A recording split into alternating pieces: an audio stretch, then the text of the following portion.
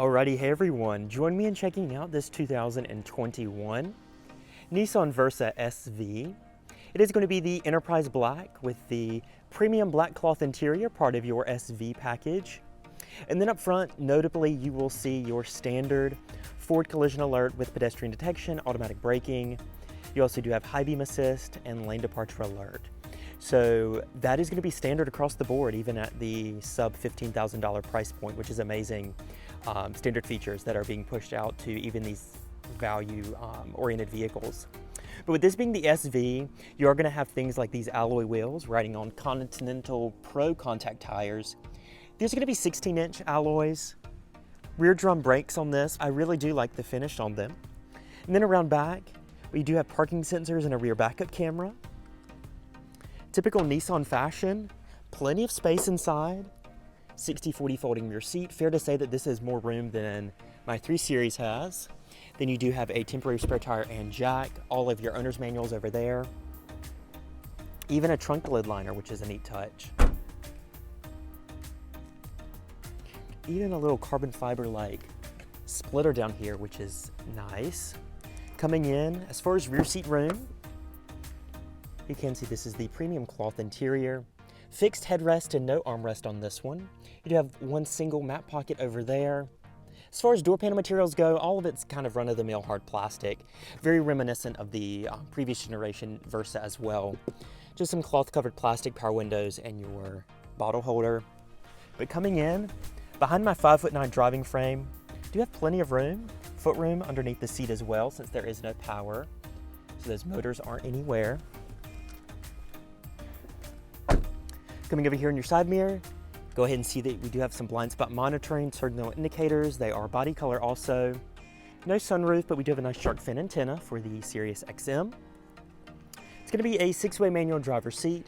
I am lacking a little lumbar support. I'd love to have that we can customize, but then again, this is a very value-oriented vehicle. Carpeted mats are still in it with around 3,000 miles or 3,700 miles, so close to 4,000 miles. It's good to see that the floor mats are still here and the manuals. It is going to be a tilt and telescoping wheel also. And then you do have the partial digital cluster. So go ahead and foot on the brake, button to start. You can see a little start animation, start over there. And we do have that 3757 in terms of mileage. We've put about 600 miles on this so far.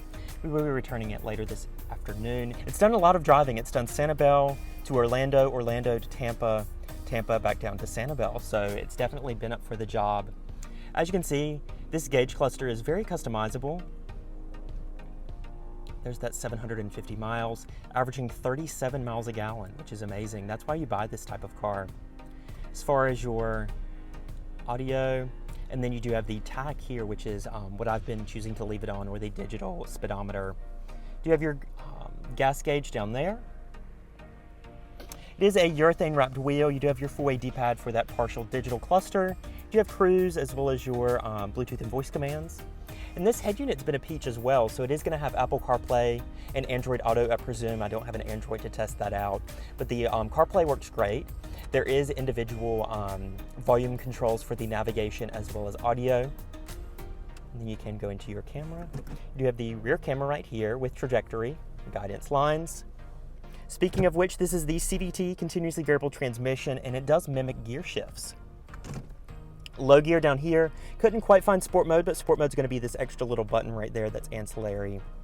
And then your single zone manual climate control with your zones, fan speed, and temperature with recirc and AC right there. You do have the complimentary Clorox wipe that I really do like that Enterprise is including, considering the circumstances. The only real omission on this interior that is kind of frustrating for those longer trips is going to be the lack of an armrest right here. Let me go back wide angle. So you find yourself kind of resting your arm after you put on cruise or something like that, and it just kind of falls even farther because there is no armrest here. I assume that is an option. I remember on the previous generation it was a dealer installed option. You do have some charging USBs though back there for the rear seat passengers, and then cup holders, plenty of storage as well. But hey, it's honestly been up for the job as a highway commuter. I mean, when we were passing through Mexico, cruise on 88, upwards of passing, hitting 90, 92, 95. It was really up for the job while getting 37 miles a gallon, which is amazing. Now, I will say anything above 80, there was a faint rattle over here. It sounded like metal on metal, so it wasn't a plastic rattle, which is a little concerning. When we start hearing metal rattle, that's a little bit worse than just like a plastic door panel rattling. So that's the only thing notable. And I assume that with only 3,000 miles, the rattles will begin to get worse here. But I also would love to see maybe a little LED lighting up front would be a nice touch, especially with this being the SV trim retailing probably close to 18 grand. It's very clear that no one's gonna be paying that, but also with Nissan trying to be on the up and up in terms of brand image, that would be a great addition. But this is the 1.6 liter i4, 122 horsepower just to the front wheels in that CVT. Nothing groundbreaking here. That definitely is a steel hood as well, no aluminum. But hey, this has been up for the job. It's been a great rental here in the west coast of Florida. You'll remember that I did go to Key West earlier in the summer, and this has kind of been a similar trip just on the west side. So we went Tampa, Treasure Island, back down to Sanibel, Orlando for a day and such like that. So no worries, we are responsible with all the pandemic, wearing our mask and such like that, but also living our lives, which I do suggest you guys do as well. But we won't get into that. That wraps it up for the 2021 Nissan Versa SV black on black. It's been a trooper. I'm sure it's got plenty of rental miles ahead of it. Hopefully it's up for the job.